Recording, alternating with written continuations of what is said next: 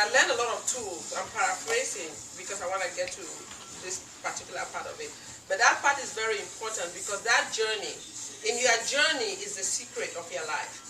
It's like Abraham's journey. When you look in that journey of life, there is what you need to grab. If you look in Joseph's life, there are the tools. Even though you might think it's for your demise, it's really for your growth. So I learned some tools then when I was struggling in Cameroon without help from the government, my parents. And then when I came here and I was in a difficult situation, I started using those tools. But I remember when I was in a difficult situation in Cameroon, one of my friends just said, how are you going to solve this problem? He got tired of me crying. And I had to give him the solutions on how I had to solve that problem, which I wanted to leave Cameroon. And he's like, you keep crying, write it down. Is that a solution? He said, write it down. So I wrote it down. And then he's like, be mad with your parents, write it down. I wrote it down. And then it's like, look for schools. What are the solutions? So he went back and said, crying, will it solve it? I said, no. He said, strike it out.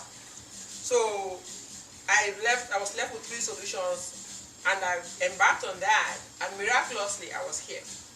And that miraculously is what we are going to be learning here. Because I had to initiate, I had to do something. The whole time I was depressed, nothing happened. But immediately I started trying to look for a job, trying to look for money to come here, somebody showed up, an opportunity came up. And that is the secret, one of the secrets, keyholes that you have to initiate it.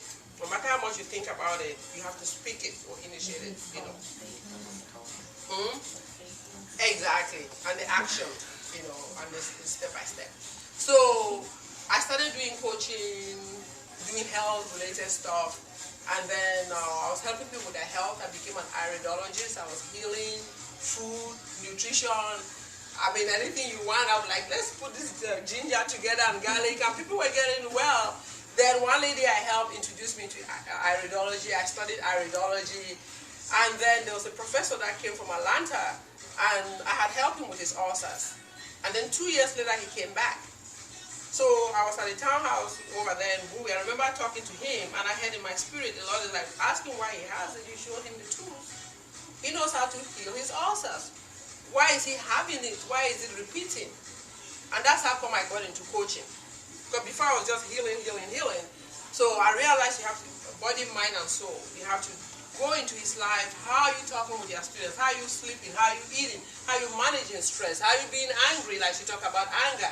Your heart carries love. We talk about heart and love. But your liver carries anger. You have your kidneys. Every body part has memory. Like people that when you hug, you just like, ugh, because the memory comes back. There's some, that is like a different emotion. So when we are angry and we behave in a funny way, those body parts hold those emotions. And we end up with diseases that, if we don't remove that anger or pain or unforgiveness, we die. We actually die, like real death. Sometimes we wait too long, like in this book, somebody waited too long. By the time they were saying, I forgive, the body part had because the physical body is different from the spirit. So the physical body is rotten, but because the spiritual angers are being held onto it, by the time you do the stuff, it's already it's too weak, it can't come back to life. And that's physics, spirit and physical that I learned how to marry. And we think somebody else has the tools, but we don't. We have all the tools. The mango seed is in the mango. The grape seed is in the little tiny seed, So that's what you have, the seed in you to do everything. And those are the things I learned along the way and realized it all boils back to me. So I started doing workshops, here and there. And then I learned about the mastermind concept because I was thinking, I'm going to do a huge workshop. Even and I did some, we had 19 people, I did 32 people. I was like, it wasn't a lot of people.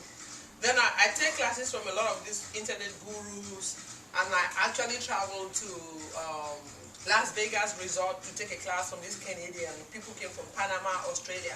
And he taught us the mastermind concept. For 90 days, I paid $1,997 for a 90-day class. And he's like, you just need 10 to 12 people. And but when you look back You know, he said that's all you need. You need 10 to 12 committed people who want to change their lives. I'm like, you know, all this time, you know. So, because sometimes we need each other. I didn't have to pay all that money to learn, but sometimes you need that anointed word or that direction. And I'm hoping in here, some of the things that we've been failing, we'll help each other. Like, you don't need, you know, like, you just need this little salt. You just need to put the salt. You don't need to beat this thing more, and you form the soup. You know what I'm saying? So that is what I'm trying to form, that we have a community that depends on us. We have a tribe. We have people whose destinies depend on each one of us. And most of us who are having issues are those that have a huge destiny. And the devil knows it. So he grabs us.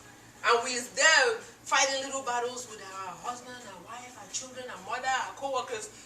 And that's all we are revolving. And those emotions take your mind off from the big ministry.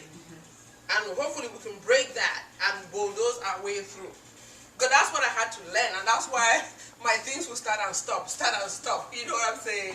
So, you know, I did that mastermind, and I realized that we just need a few people to get started.